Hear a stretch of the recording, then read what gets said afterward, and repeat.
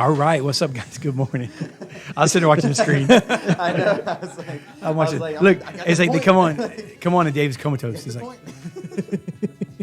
I saw his eyes down instead of up, and I'm like, oh, crap.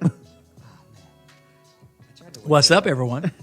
Morning, good morning, good morning. Good morning, good morning. This music's kind of, you know, kind of makes you want to just, you know what I mean? Honestly, I had to get newer music that was a little bit more just soothing. Just Right. because when I get here at 8 a.m. on Monday, man, I'm not trying to hear just heavy beats in my headphones, man. Right, right. I'm trying to get the day started, get a cup of coffee. I was zoned into the music, man, kind of just into the Yeah, man. when you guys came All right, maybe on. I gotta make it. I will say, so Dave's I will more say, like, anytime lo-fi's on, Dave always is like, I can't stand this music. oh, 100%. But it tunnels you in when you're like when it's on. It just it's something causes it to help you focus. I And like you this just- music. I just don't like it for what work. I do out there. I But gotcha. like it. It's cool for could use a little more cowbell. a little more cowbell. All right, enough of that. All right, guys. Good morning, man. I'm glad you guys joined us. And what a title! Me Almighty, You Almighty, God Almighty. What do you think? I guess if you read it correctly, it would be Me Almighty, You Almighty, God Almighty. All right. So, hey, so I'm going to read this tweet, right, that we sent out Friday. And this is the premise of the show this morning. I called Mike this morning. I'm like, man, this is what we need to talk about because I got some interesting comments. And so before I read this, it was a tweet from a quote that I had said, I don't know, it was probably a couple years ago because we put it out on different images, different things over the course of time. Sam, our social media, he's not with us today, but he's usually on the podcast. He's our social media manager. He takes, quotes and things like that and makes images out of them and tweets them out and does things. So this was something he tweeted out. I don't know where I originally said this. I don't know where the context was in, but I love this. This is kind of one of those things that's really for a believer. Mm-hmm. Mostly. It's if you're not a believer, sometimes it may be a little deep or maybe a little bit, kind of at a level where, you don't get the God part of it, right? The part that you would if you were a believer. So it's what if God's not answering your prayer because he wants to answer a better one that you've yet to ask. So it's what if God's not answering your prayer because he wants to answer a better one that you've yet to ask. And, Garth Brooks, man, I'm thinking of that. Every time I say this quote, I think of that quote, that song, Unanswered Prayer, that song back from the 90s, thank God for unanswered prayers. But what this is really saying here is that God knows what we don't. And that's really the premise of this. And I think if you're a believer, maybe you get this quote, right? It's what if God's not answering your prayer? It's not that he's not answering your prayer. It's not that he didn't hear you. It's not that he's ignoring you. It's not that sometimes you pray for a headache and it goes away. Sometimes you do and it doesn't. Like God, listen at this point, God's busy over here. It's not none of that, right? What if you're praying a prayer and God hasn't answered it because he wants to answer a prayer that you've yet to ask. And really what it comes to, as with what we talk about here, we're talking about God's purpose. We're talking about his destiny. We're talking about it in conjunction with our life, our work life, our jobs, our businesses, right? Our families. And so this goes right along with it because it's when his will for our lives, which he has one, and his purpose for our lives line up, right? Or I should say it this way, when our wills for our life and our purpose for our life and our desires for our life line up with his. And then that's really what it comes down to. I've noticed that, it's a work in progress because even today, I'm 48 years old, but I've been a believer for a long time. And it's taken God this long, and it still will take probably into my dying breath for him to work his will in and my will out. Does that make sense? So it's an ever-growing process. So constantly you pray a prayer that, sometimes that prayer and you and God are right on sync. You're right in with his word and you pray it and it just lines up. Sometimes you pray a prayer that's a good thing, but is it a God thing? It could be a pleasant or a right thing, but is it right for you? Mm-hmm. You know what I'm saying? It can be a time for a time, but is it the right time? So, that prayer for believers, I'd love to know, because here's my thinking. I'm going to read a couple of comments. I'm going to redact. I've learned that word in the political season, right? This is going to be the redacted version of the comments that I hid already on Twitter, not because I'm afraid of anybody, disagreeing with me. It's just there were some choice words and things like that I just don't want out there. So, but I'm going to read a redacted version of a couple comments. And so these are from non-believers. So if these are from non-believers, which is very important because we are to win the world, right, for Jesus, then what are believers thinking? I think there's some believers that might be stumbled and tripped up with this type of thing as well. And that's what I'd like to kind of talk about today. First, let me read the couple of comments in a redacted form, meaning I'm going to leave out, cover up, and ignore certain words. Or the clean version. This is the clean version. Yeah, and to the point where I may even change what they said to some degree to leave us, send us out. Okay, so this person said, so his comment. Okay, so keep in mind, the quote was, pop it up again just one more time so we can just have it up there so we can. This is a tweet that I sent out, and these are 3 different comments. And I hit them. Another reason I hit them, by the way, is because people egg each other on. So I think these people, before I can hide them, they came on, watched, they saw the other comment, and they start like egging people on. But so what if God's not answering your prayer, okay? So you have a prayer because he wants to answer a better one. Okay, we have to define better. I think better in this case has to be God's version, God's purpose, a better one that you've yet to ask. The reason you've yet to ask it, which is going to come out in the comments that these people ask, is because you may know God's will, like Jonah, and not want to follow it. You may want something really bad, and therefore knowing if you ask God, he'll say no because he knows it's not the best for you. So here's the comment that this person said. So this person said, so in this formulation, he's talking about the tweet, God is a passive-aggressive jerk, okay? That's what this person said, who ghosts you if you don't ask the question in exactly the right way. Then he went on to say, that's a super depressing take. See what he said there? He didn't say jerk, though. All right, so that's one comment there, okay? So let's look at that. Before we read the next one. So let's look at it from this guy's perspective. Non-believer that looks at it and goes, God's a jerk. I mean, God's a jerk, man. I mean, so what, if you don't ask it just the right way? And I use an example to Mike. My grandmother died in 2006, and she was like 89 then. So she'd be like, she was born in 1917. And so she was an English teacher, and she was from an era, that was just different. And so when you asked her, you would go, hey, can I have a cracker? She'd go, may you have a cracker? She'd correct me every time. And so I go, may I have a cracker, please? And she'd go, yes, you may. And so that's not that's not the tweet. That's not the quote, right? But that's what this person's saying. So if you don't just ask it the right way, God, can I have this? Oh no, may you have this? Like God's like a magnifying glass burning you. You're an ant. You know what I'm saying? What do you think? Well, I think back to even like my mom during Christmas. My mom, she knew how us kids would try to figure out like what she got us under the tree, Mm-hmm. So if we wanted to open up gifts at all, like on Christmas Eve or something, she wouldn't let us do it, right? Because she was afraid that like we were going to figure out what was the bigger plan for her, I guess. Right. And that wasn't yet determined. It could be that there was a bike helmet underneath, and if we would have opened that, we would have almost been kind of disappointed. We're like, what am I going to do with a bike helmet? I don't have a bike. Right. But then we come out the next morning, and there's a bike out there that she couldn't, wrap. It was a much bigger gift, and we're like, oh, whoa, I kind of think like that. I know it's a simple analogy, but there's just some things that God's like working on us to say, hey, be patient for a minute, because I've got a much bigger plan in place. So it's not a matter of I'm not even answering your prayer. It's that I'm letting it still develop a little bit. It's still in the works for some bigger things than you're even thinking about right now. That's good stuff. It's almost like when we talked the other day, even about prosperity is our birthright, because we all want to be prosperous, even if that doesn't mean, you hit the mega millions, or you're going to be the next billionaire, on the Forbes list. It just means that you want to succeed at what you do. You don't want to struggle, and there's nothing wrong with that. But when it comes to blessing over our lives, it really reminds me of what you just said. Even in anything, sometimes we're just not ready.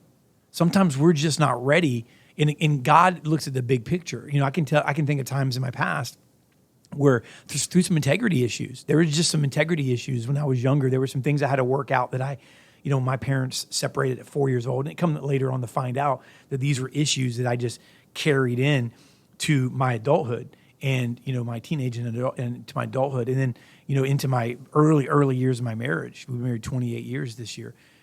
And I remember, wanting certain things in ministry, but there were some things that God had to work out of me. And, I thought, Dave, I'm getting passed up on, or I'm getting bypassed, or I'm getting ignored. The reality was, I found out later, if God would have let me into those positions when I wanted them at that time, at the immaturity level, at the character level that I was at, there would have been people that would have gotten hurt, and there would have been a larger platform, because your gift will make room for you. So if you're gifted and you're talented, or if you've got a great idea or great business, or you're charismatic or whatever, you look at that, excuse me, and you think, well, I've got the ingredients for this. Okay, but is it dinner time? Is it time yet? Like you can have all the ingredients, have them in a pot boiling all day, cooking, but if you take that again off the pot too early, right? I mean, you just ruined like what could be like a phenomenal meal. Yeah, it's not always no, it's just not yet. That's good. That's good. What do you think, Mike? Trying to balance because Ezra had to run off to the restroom, and So Mike's over there. Switching. Sam's not here today, so Mike and Ezra are doing social media. Ezra went to the restroom, so now Mike's doing social media. I'm trying to balance audio. I'm trying to answer an email because of a job that's supposed to go live today. I'm trying to watch this to make sure I'm swapping camera angles. So what's your prayer right now, Mike? Your prayer right now would be, God, duplicate. Honestly, like probably my biggest prayer since the start of the year has honestly, it's been very vague, but because I know, I'm trying to be more specific with the stuff that I, think or do towards anything this year. But it's just be a better father and a better husband. I've been somewhat absent-minded. Anybody that knows me knows that I go, 24/7. Like I'm constantly going. I work 6 days a week. And by the time I get home, I'm so tired that I kind of just check out. And, that was kind of laid on me really hard, at the end of last year. So that's kind of been my prayer. And I'm not trying to divert from the conversation that's going on. That's the prayer that's currently going on in my life. And recently God I was praying to him, and he kind of told me, he goes, it's not that you're bad at either one of these. It's that you're praying for the wrong thing. And I got to swap mics, so give me 1 second because now Ezra's back. Well, I mean, I think too, while you're swapping, I don't think that it's, I think that this is what makes this podcast great and relatable, because, there's different generations, there's different circumstances. And I think that, what you're going through and what you're praying for, I think that's completely relevant, because, transparency, a lot of times the Bible says we're overcomers by the blood of the Lamb and the word of our testimony. And I think that we don't use our testimonies enough. And the testimony that people use, they think it has to be, like, hey, yeah, when I was 20 years, I'm 48 years old. Yeah, and I can use that testimony. Hey, when I was 20 years old, or, and God delivered me from a life of drugs and alcohol and complete, sin. That's great, but that's not my testimony. That's just a testimony. Right. There's so many other things that, if I'm sitting in a different group of people, that may not even relate to them, and it could not be even relatable now. So I think that, unanswered prayer, even the small things that we consider small, could touch somebody listening right now. Kevin Campbell said, he said, hammer hits the nail. So, there's people that need to hear this today. But I was going back and forth with him, and I'm like, well, I don't, I'm trying to just be better. And, it started off just doing little things. And he said, it's not that you're bad. It's you need to have more patience with both your wife and your daughter. Mm-hmm. And my daughter's too, don't get me wrong. Like, she is, like, I call her a monster now because she runs around and just terrorizes the house. That's who she is. And, you're at that age now where you have to teach her, no means no, and no, this is not what you want to do. But, I just realized that my frustration, I can deal with just about anything on a day in and day out basis and kind of keep a cool and level head about it. But it's like with my daughter or with my wife, and I don't mean that I'm like, mean or abusive or anything like that. Ezra, if you can switch to all the camera shots, by the way. I don't know if you want to do it because Sam's not here, but it is what it is. It was just having more patience with them and understanding, because, that's just something that I've been dealt with. And that was kind of where my prayer was changed a couple weeks back. It's like, it's not that, you need to be a better husband or a better father. It's you're already great at that. You need to have more patience with them and more understanding with them. Mm-hmm. And that was where my prayer changed. I wasn't necessarily praying the right thing. And that's where, like I said, it shifted for me. Well, I know I'm going to have the song stuck in my head all day, but you mentioned the Garth Brooks song. But you can think honestly. God. Yeah, you can think about relationships. How many times, as adults now, can you think past of relationships? You're like, this is the one. Yeah. This is the one. And now you're like thank you, Jesus. Yes. You My know? God. And it doesn't mean that the ex in your life was a horrible person, but it wasn't the right match, and you can now see that. Yeah. And that was one of those things where you're like, God, I don't understand. They checked all the boxes, and He's like, there's a couple boxes you didn't realize were unchecked because you were too focused. God was like, yeah, but she also checked the crazy box. You didn't- I tried to show you that. Well, I'd be in trouble right now, man. I would have married the one I thought back in high school. Jeez. Anyway, yeah. So all good stuff. Let me read the next comment, and this is kind of similar. There's the third comment is a little different. So maybe I'll read them both, and then we can. But this person says, basically they're complaining about the comment or about the the tweet in general. What if that's true? So it sounds pretty crappy. They said, but they didn't use that word. And passive aggressive. It's funny. There's two people that use that word. To be honest, they said, sounds like I should find a better deity who's actually interested in helping me. So that's interesting because this comment connects the first one and the third one. So they're basically saying, well, it sounds crappy, like God sounds bad there. That's what the person said at the beginning. And it sounds passive aggressive. But then this person goes on, it sounds like I should find a better deity. These are non-believers. So I'm curious to know what believers feel in this. See, we don't think that God's crappy. We don't think that God's, passive aggressive. But we may think, what, did God abandon me? Did God forget me? Does he care about me? Does he see my need? You know what I'm saying? Or is he too busy for me? Or whatever it is. Or, does he want me to be happy? Are these things, right? Or does he see me praying this prayer? But these people are, as non-believers, this person went on and connected really what the third comment would be. And they went on to say, it sounds like I should find a better deity who's actually interested in helping. So they equate helping with doing what they need, giving them what they need or what they think they want or whatever. Before we titled it, Mike and I titled it this because Mike brought up Bruce Almighty, and I'll let him kind of, if he wants to bring any kind of comment on that. I don't want to, because that was his idea. So we came up with me Almighty, you Almighty, God Almighty. But the first thing I was thinking about, and I didn't even mention it to Mike, was like, because it didn't apply to all tweets, was like the genie lamp in Aladdin. Like we treat God like he's a genie. Like you rub the genie lamp, he comes out, and the genie, in Aladdin, I mean, the evil Jafar or whatever his name is, he grabs him by his beard and he's like, give me this wish. In other words, that's not God. You're not going to grab God by his beard. You're not going to tell God what to do. But this person was like, I'm just going to serve another God who's interested in helping me. Well, the third comment, and then we can open it up, really reminded me of the genie aspect. This person says, why doesn't he just answer all prayers? ? If he's omnipotent, which means they have a little background there and something, because omnipotent is not just a word you trip into, right? If he's omnipotent, it's not like it takes any effort. Mm-hmm. Perhaps we should consider we're dealing with a God of hate. That's what this person said.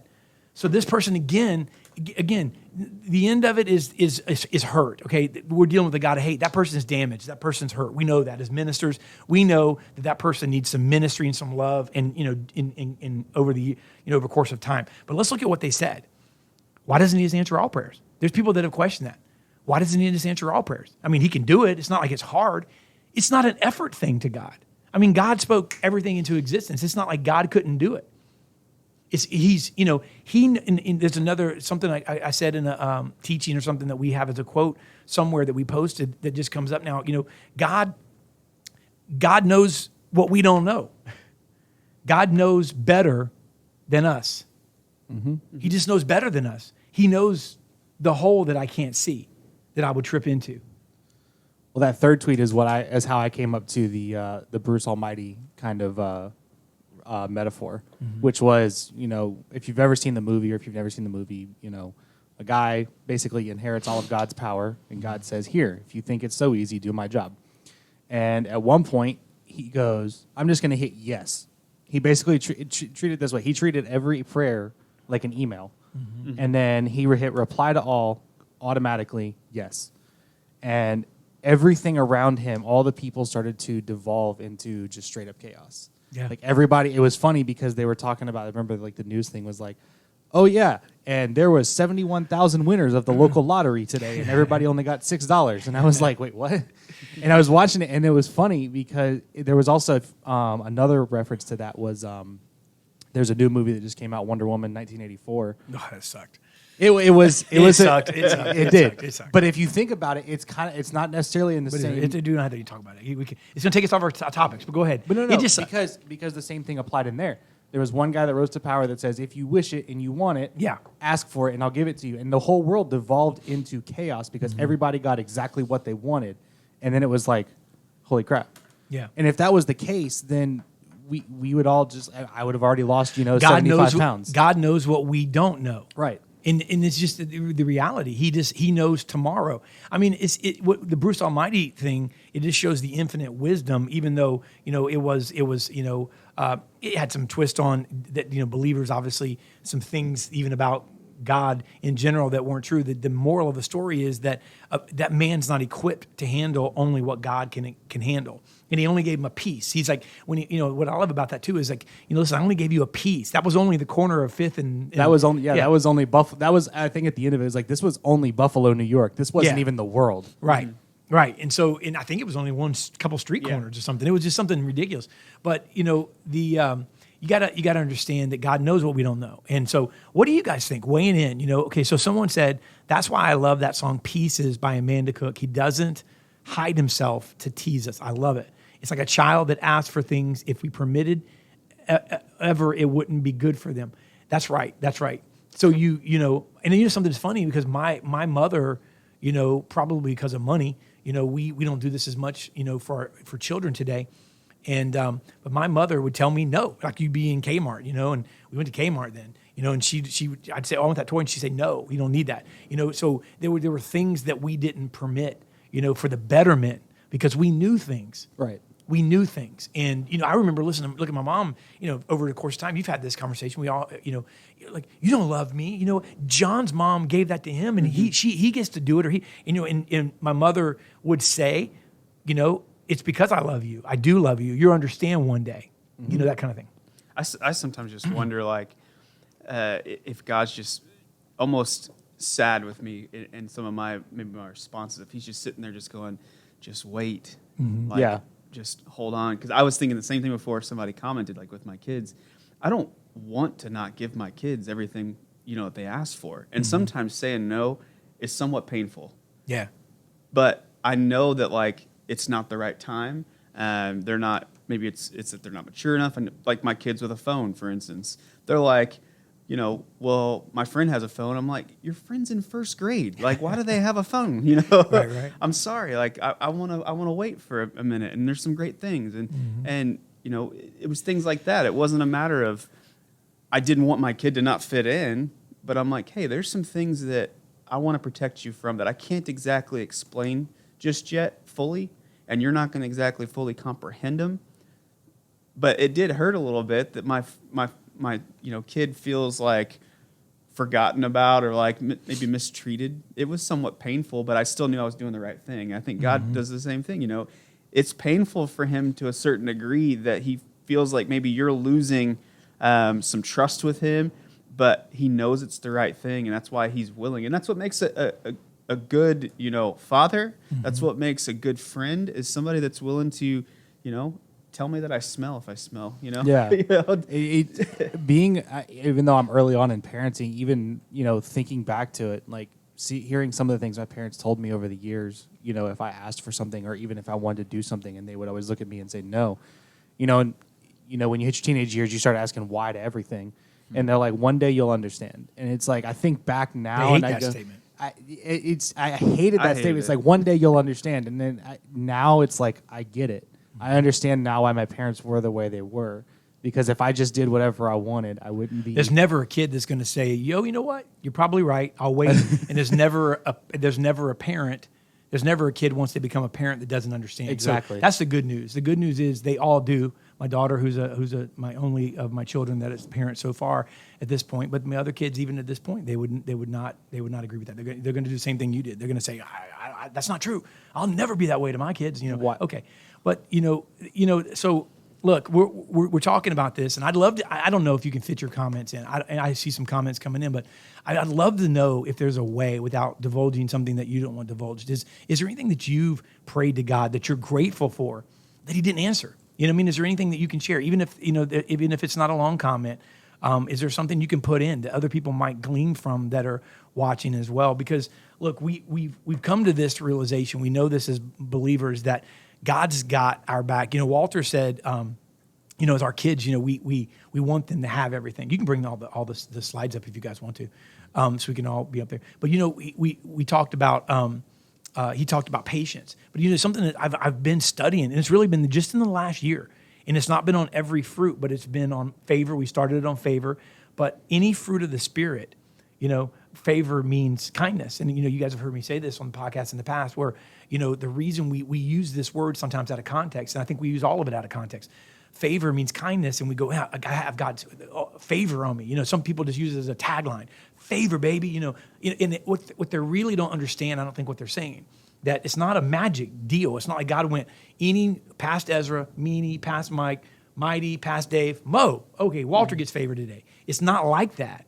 It's that the favor is kindness. That's the word. That's what it means. Well, if you look at the fruit of the Spirit, kindness is a fruit that we're supposed to have. We're supposed to be kind to people, right? Because it's one of the fruits of the Spirit. Well, who's the Spirit? God. So, God's like perfect kindness, which is favor. That's what it is. He's kind, and his kindness is so vast, it shows up, it's favor. Well, patience. He's like, that's another fruit of the Spirit. I suck at that. You know what I'm saying? I suck at patience. I don't know how you feel, but patience is a fruit, right? So guess what? God, who is the Spirit, has ultimate patience with us. Like ultimate patience. So it's like where we are the most impatient of the impatient, God is like, I got time. You know what I mean? I got time. It's all gonna work out. And it really stinks, when you have to line it up with everything else. So you have to look at it and you have to line it up with every other aspect of what God's doing. Not just waiting. It's not that Jesus wants to make you wait so that you develop patience. It's like, what am I going to establish in your life? You're not ready. I mentioned earlier, someone said something about character, and I told you guys that I've always had charisma, but you know what? Early on in my life, I struggled with character. And what God showed me is that charisma,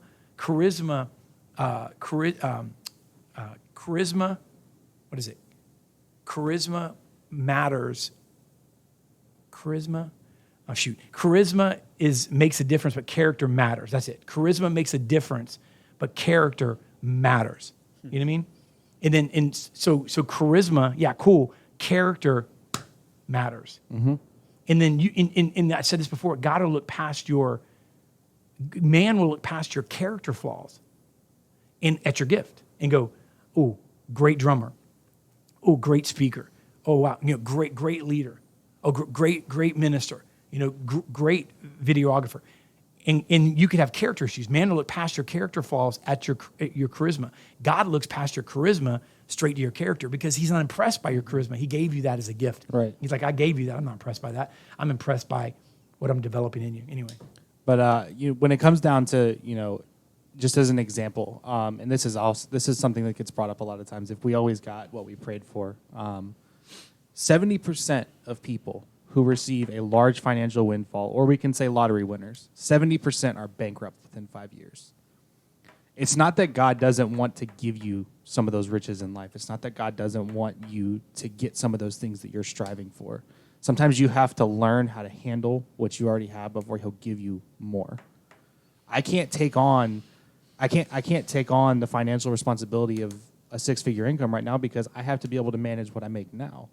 And God doesn't want me to be squanderous. God doesn't want me to be wasteful. God wants me to learn responsibility. It's easy to tie into finance, but that applies to everything. I couldn't play at the church that I was playing for until I learned how to be responsible and be in the leadership position that I was in 4 years before that. I couldn't go and play, even if I'm called to play somewhere now. I couldn't go play there now without going through what I've gone through just because I want to. I've even said this before, you guys, we've all said this, as we've gotten, further along our lives and become successful in some degree. I've said, man, I wish I would have had, the money now that I have now when I was, younger, or wish I knew. And that's just stupid because I'm going to tell you right now, I didn't have the character.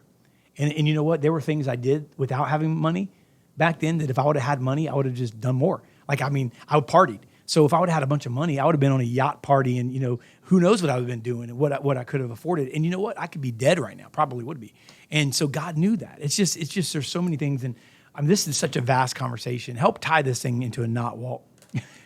Not to put you on the spot, but No, bring her home. I'm kind of reminded of a former boss I had, one of my first really hard bosses to work for. And he was always hard on me. And it's funny, his name was David as well. And it wasn't this David. Right. But no, I worked at Best Buy. I had this boss that, I mean, he'd put a quota out for me to hit. I'd hit it, and then I felt like he was still like picking apart things. And I was like, I did what you asked me to do. And it was still like not enough almost, it seemed like. And I remember one of the first promotions I had to interview with him on. I thought I nailed it, and I didn't get it. And I just was like, man, he must just hate me. He just must hate me. But then there was a better promotion that opened up, and I did not think I was going to get it. I walked out of that interview going, probably going to say no, just like last time. And then I remember I was on my off day. I'm sitting on my couch, and I get this call from David, and he gives me the job, and I'm almost like stunned, But I do think it's just like the initial question. Sometimes he has a better, situation for you, and we just take it so personally whenever it's that first no. We take it so personally, but there's such a better plan. And David, in that situation, he knew some things I still needed to work on, and he was pushing me and pushing me and pushing me, and it didn't feel like love in that moment. But then when I finally got to this space, I was like, not only did I appreciate it that much more, but I was that much more prepared to handle it. Mm-hmm. And I think that's what God, wants for us. He doesn't want to just give us something that we're not going to be able to fully, not even just appreciate, but fully receive. He doesn't. If He's going to give you something, He doesn't want you to miss out on its fullness because you're not ready for it. So I definitely think that's God's heart is to not only give you, what you've asked for, but to let you be ready to fully receive it. Yeah, if that makes sense. Absolutely makes sense. There's so much more that we could have on this topic. It really is something that can just go on and on. It can, because it's part of our everyday lives. I mean, it's when we're talking purpose and pursuit of purpose and destiny. We're really dealing with these as challenges every day.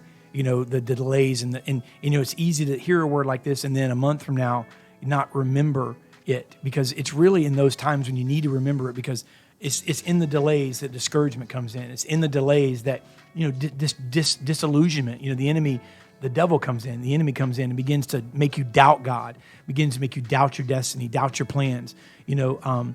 Here's the biggest thing I think we all can get out of this when we talked about the scripture that's everywhere, right, in every devotion.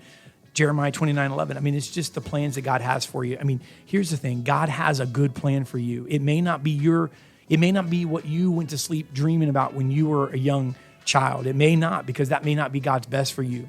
But He's got a plan, and His plan is better than your plan could have ever been. And I believe this: there are things that God's placed in you that He'll remind you of. When His plan begins to unfold, He'll remind you of, and then it could be forgotten things. Not just unanswered prayers, but forgotten prayers. Mm-hmm. And I just cannot be overstated, I guess. So anyway, have a great Monday, a great week. Mike posted the song of the day in there. It looks Authority by Elevation. Authority by Elevation. Awesome. Well, hey, thanks guys for hanging out with us. We'll be back tomorrow morning. Have a blessed day. Have a blessed day. Have a blessed day.